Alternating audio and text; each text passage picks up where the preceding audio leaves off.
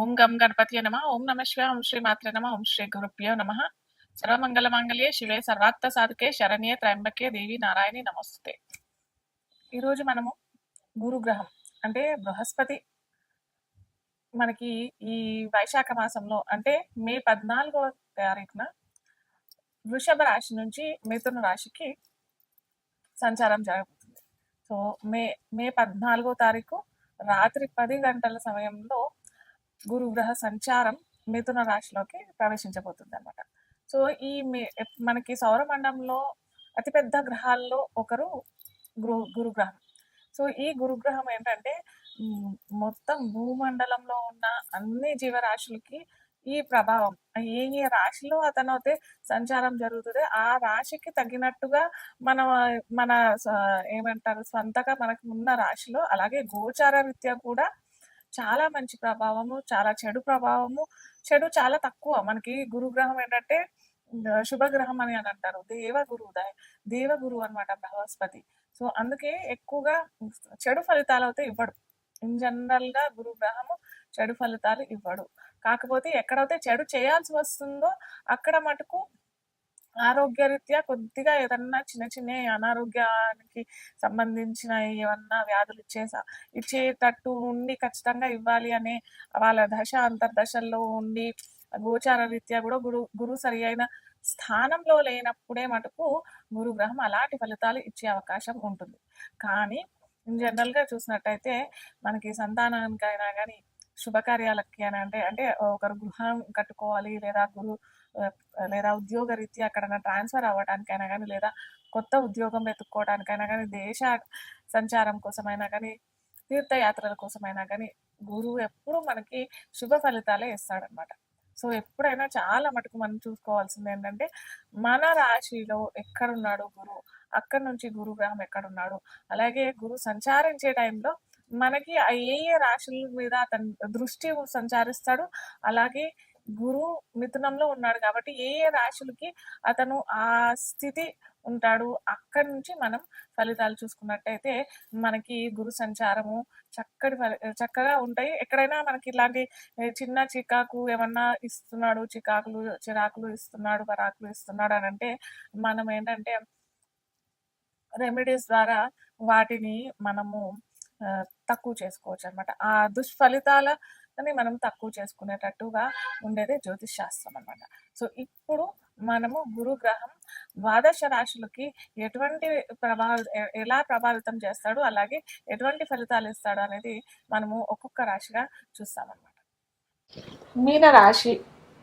మీన లగ్నం తెలియని వారికి రాశి అని అనుకున్నట్టయితే మీన లగ్నం వారికి ఎలా ఉంటుంది గురు సంచారం ఫలితాలు అని మనం ఇప్పుడు చూద్దాం. అయితే మీన లగ్నానికి అధిపతి ఎవరు అంటే ఇక్కడ మనకి గురుగ్రహమే అవుతాడు.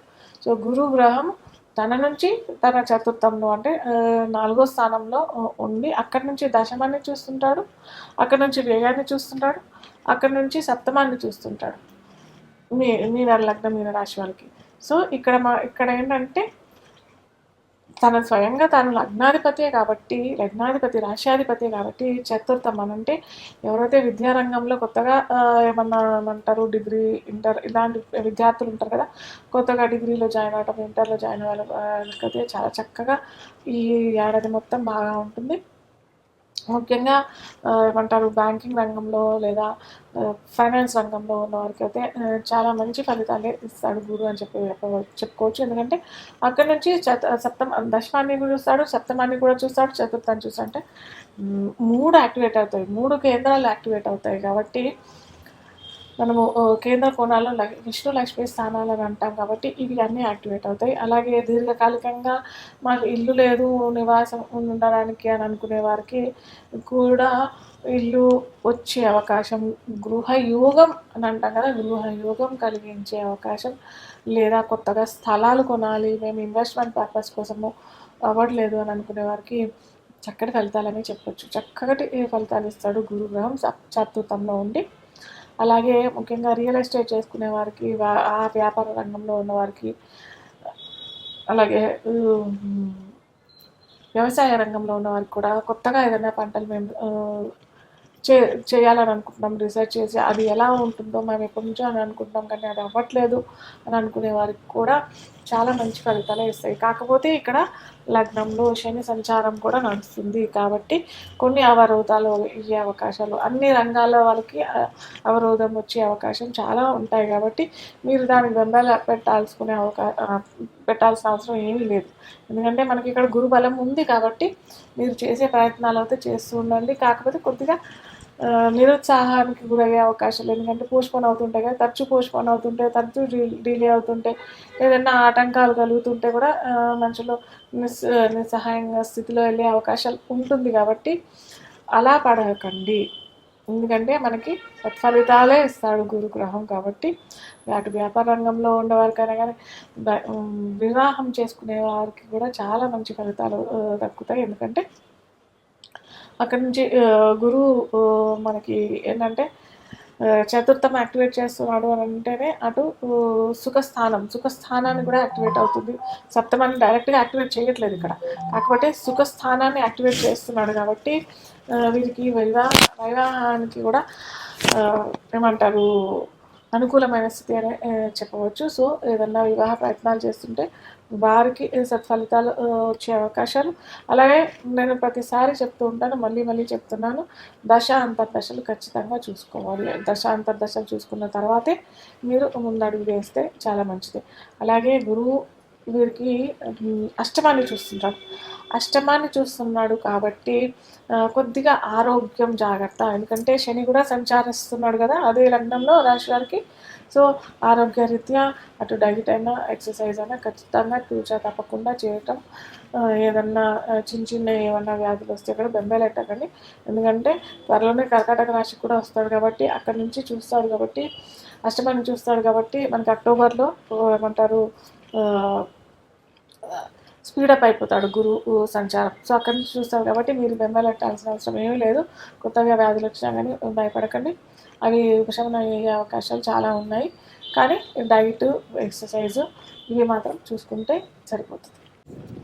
సో ఈ కుంభరాశి వారికి లగ్నంలో జన్మించిన వారికి, లగ్నం తెలియని వారికి రాశి అని అనుకున్నట్టయితే రీసెర్చ్ రాశి అని కూడా చెప్పుకోవచ్చు. సో ఈ కుంభ లగ్నం రాశి వారికి కూడా ఏమంటారు చూస్తున్నాడు గురువు అక్కడ పంచమంలో కూర్చొని లగ్నాన్ని కూడా చూస్తున్నాడు. కాబట్టి లగ్నం కూడా మంచి ఫలితాలు ఇస్తారు. కాబట్టి ఖచ్చితంగా మీరు రీసెర్చ్ రంగంలో ఇన్ జనరల్గా కుంభరాశి వాళ్ళు రీసెర్చ్ సెంటర్లో రీసెర్చ్లో ఉండే అవకాశాలు చాలా ఉంటాయి. కాబట్టి రీసెర్చ్ ఫీల్డ్లో ఉన్నవారికి, సైన్స్ ఫీల్డ్లో ఉన్నవారికి, అట్లా విద్యార్థులకి లేదా సైంటిస్ట్ వాళ్ళకి, లేదా ఏదైనా కనుక్కోవాలి ఆసక్తి ఏదైనా కొత్త ఫార్ములాస్ కనుక్కునే ఆసక్తి కలిగే ప్రిన్సిపల్స్ కన్నా, లేకపోతే ఉన్నత ఉద్యోగంలో ఉన్న వారికైనా కానీ చాలా మంచి ఫలితాలని చెప్పొచ్చు.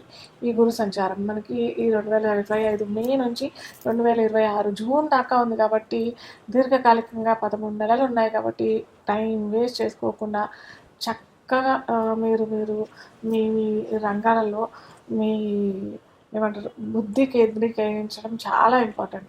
ఎందుకంటే ఇంకొకటి ఏంటంటే దీని ద్వారా మీకు లాభం చేకూర్చే అవకాశం ఉంటుంది. ఎందుకంటే ద్వితీయంలో శని సంచారం జరుగుతోంది, లగ్నాన్ని మనకి ఇక్కడ చూస్తున్నాడు, అలాగే లాభాన్ని కూడా చూస్తున్నాడు. కాబట్టి డబుల్ యాక్టివేషన్ ప్రిన్సిపల్ అని అంటాం మనము.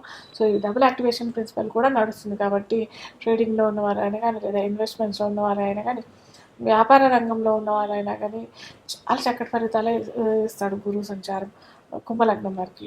అయితే ఒకటి మాత్రం గమనార్హం ఏంటంటే గురువు అక్కడ ఉన్నాడు కాబట్టి ఖచ్చితంగా గురువారాలు, శనివారాలు, మంగళవారాలు కొద్దిగా పసుపుతో కలిపిన ఏమంటారు రోజ్ వాటర్ తీసుకోండి. కొద్దిగా పసుపు తీసుకొని కొద్దిగా కలుపుకొని నుదుట మీరు ఎక్కడైతే మనం ఇక్కడ ఫోర్ హెడ్ అంటాం కదా అక్కడ పెట్టేసుకుంటే చాలా మంచి ఫలితాలు.